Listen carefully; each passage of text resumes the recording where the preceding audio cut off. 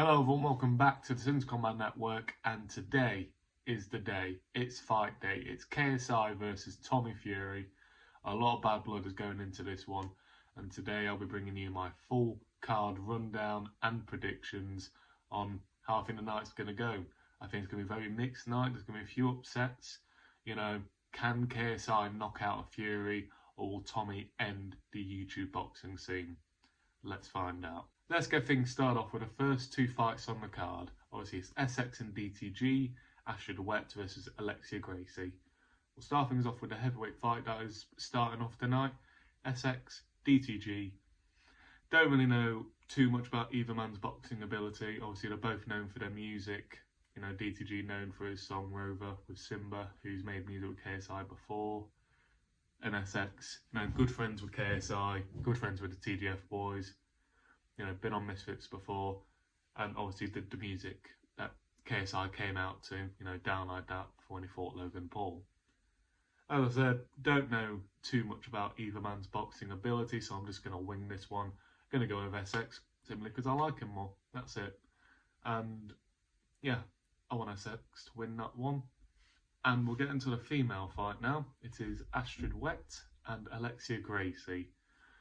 Now this one's been heated, to say the least. One's been thrown through a table, fights have nearly broke out, and there's definitely bad blood there. And the person I believe that's going to win is Astrid Wett. I don't know why, I just got a feeling that she'll get the one over on Alexia Gracie and she'll move on and keep defending that title that she's got. Let's move on to the other two fights on the preliminary card. This is not part of the pay-per-view itself, this is just the prelims. And it is Chase Demore versus Tempo Arts. And yeah, Chase Demore's perhaps one of the worst boxers I've ever seen fight. And how he's been allowed to continue to fight after that horrific fight with, I can't even remember his name, but the one who he was punching after he knocked him down. How he's been licensed after that, I'll never fucking know. I think Tempo Arts is going to smash his head in, to be honest. Tempo Arts is obviously managed by Peter McDonough, who currently runs the Voice from the Corner channel, which I have featured on, so hello Peter, nice to see you. And I think Tempo's going to play with him. Tempo is very talented, and he's got a decent career coming his way. He's got natural ability, and the amount of weight he has lost is phenomenal.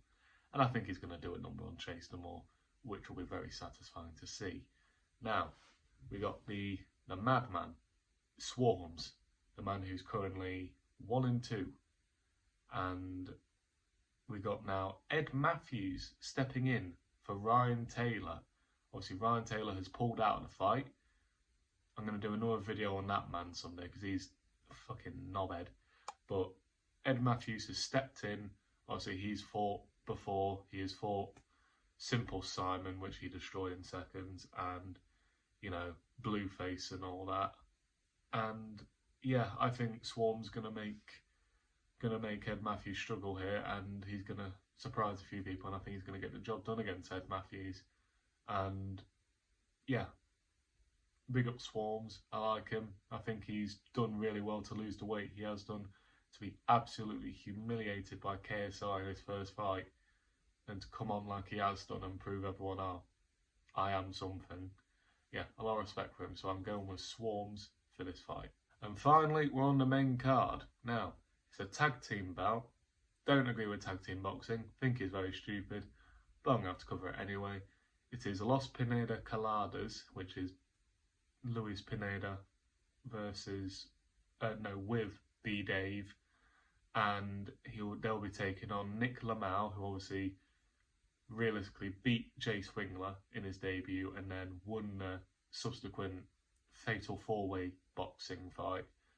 And he'll be teaming with Alex Wasabi, who obviously has wins against Comedy Shorts Gamer, also known as Deji the Tank. And yeah, I think it's a real step down for Wasabi, because Wasabi could have made himself a real decent fight in Misfits, and he's gone with a tag team match. I don't know if that's because, he pulled out of their first ever main event, so they're sort of punishing him, but I think this is probably the highest standard of tag team match they have probably done. And you know, I think B-Dave is the worst boxer of them. Obviously, Pineda has the most boxing experience out of them. But I think they'll be enough. I actually don't, and I think they'll suffer their first loss to Alex Wasabi and Nick Lamau. I think those two are actually fairly talented boxing-wise, and I don't know. I just got a feeling that B-Dave will probably let the team down. But, you know, tag team boxing, not my thing, but there you go. There's my opinion of it. And the next fight that I'll be talking about is Whindersson Nunes, obviously a massive star in Brazil, taking on my mate Nate, who's most known for losing to King Kenny on Kingpin. And I think this is going to be an easy night's work for Whindersson Nunes. Really impressed in his first fight, and then obviously lost to Kenny last time out, but Kenny's a decent fighter. You know, he does surprise you, and you know, he just loves going to a decision, King Kenny, and it can go either way for him. But I feel like Whindersson has actual ability, and you know, I feel like he just had an off night against King Kenny. I think he could be one of the bigger stars when it comes to the crossover scene in the next few years. So yeah, I'm going to go Whindersson Nunes, and I think he's going to take him out very early. Let's go on to the next two fights. King Kenny versus Anthony Taylor. This is going to be a good fight. This will be a good standard, but will it be fun to watch? Obviously, Taylor likes to drag it out with his fights, likes to get to a decision, and, you know, last time he upset Salt Pappy, who was being considered for a KSI fight, and completely derailed him. So you never know what you're going to get with Taylor. King Kenny obviously has shown ability, beat Whindersson Nunes last time out, but his last fight on Misfits was a loss to Ashley Raksu, who is, in fairness, a lot bigger than Kenny. Raksu's a heavyweight. King Kenny should be at light heavyweight, not cruiserweight. And it's just a really intriguing fight. Obviously, King Kenny's going to have the height, the reach, but Taylor's going to have by far more experience than Kenny. And looking at it, I can see Anthony Taylor winning this one. I feel like he outpointed Salt Pappy, and I hate saying that name. He outpointed Salt Pappy, and yeah, I just feel like he's going to do a job on King Kenny.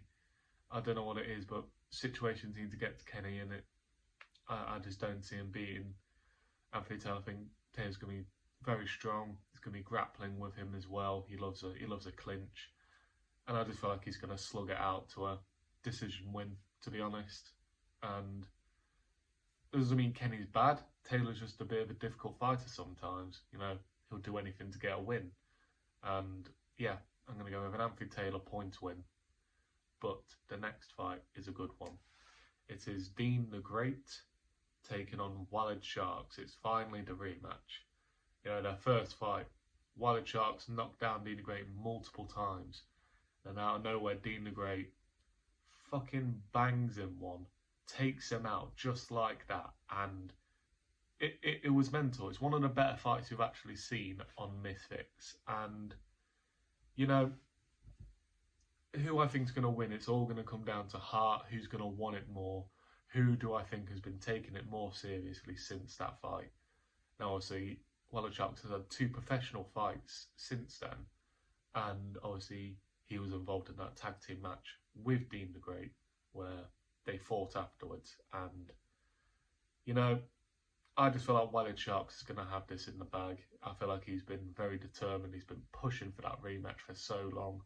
And yeah, I feel like Walid Sharks will take out Dean the Great probably in the first 2 rounds, I would say.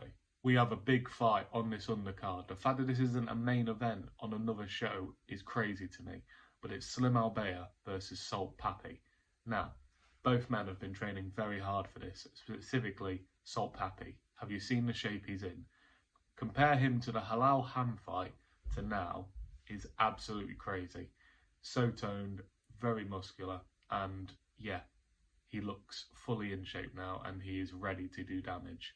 But can he do it to Slim Albea? Obviously, Slim has never lost a fight.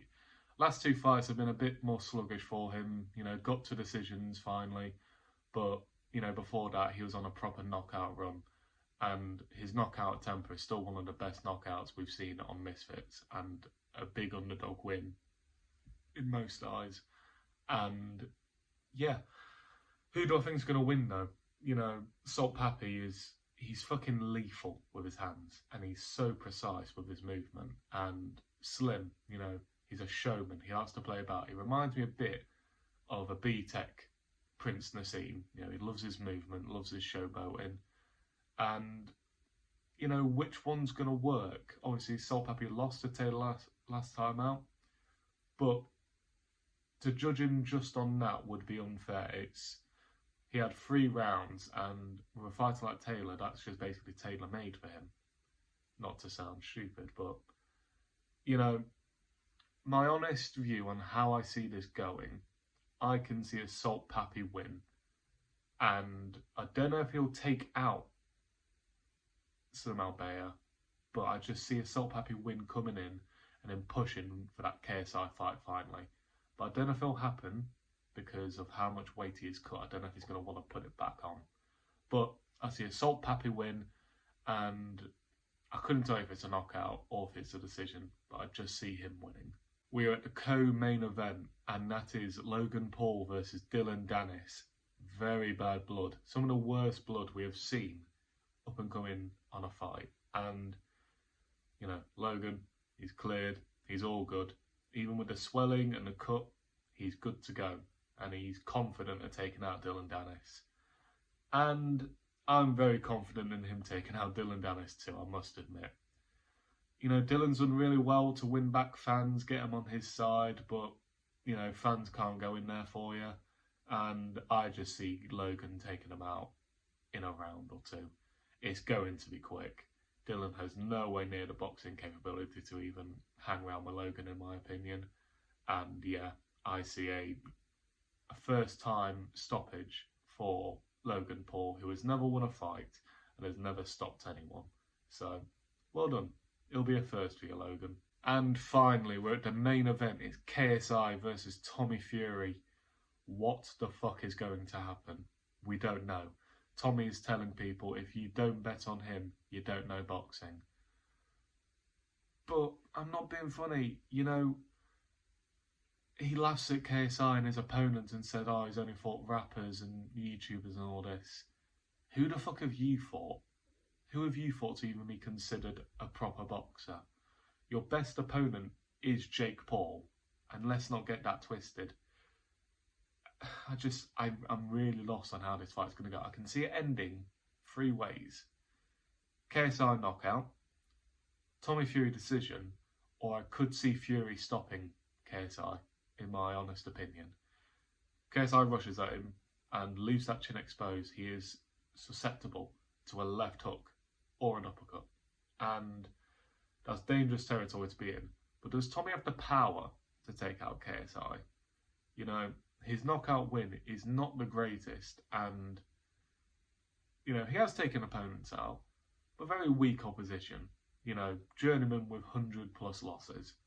And I'm just very stuck on how I believe this is going to go. Every single KSI fight, I have always said he is going to win. I don't know if I can do it for this one. I'm going with a Tommy Fury decision, and that's not showing any hate to KSI. You're obviously my favourite YouTuber, watched him since 2011, but I just see a Tommy Fury win happening, and I want him to prove me wrong. I want KSI to win this, because Tommy needs to understand that if you're playing with this shit, you get punished eventually.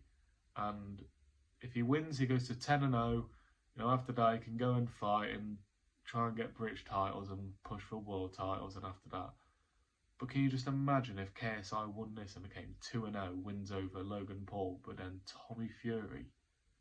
It would be mental. And personally, I think if he goes to a decision with Tommy, it's a win anyway. No one is expecting really to win. And if you are kidding yourself. But yeah, I think I'm going to go with a Tommy Fury decision. Don't know if he'll be split like it was with Jake, but don't be surprised if KSI knocks him out. You know, he's got power and he's deadly. And Tommy is not as defensively sound as he makes out. He can get caught. He did get caught. He got caught against Jake Paul. If you get knocked down by Jake, you can definitely get knocked down by KSI. And there you have it. There's my full card predictions for the KSI versus Tommy Fury fight. Now, I'm very looking forward to this fight.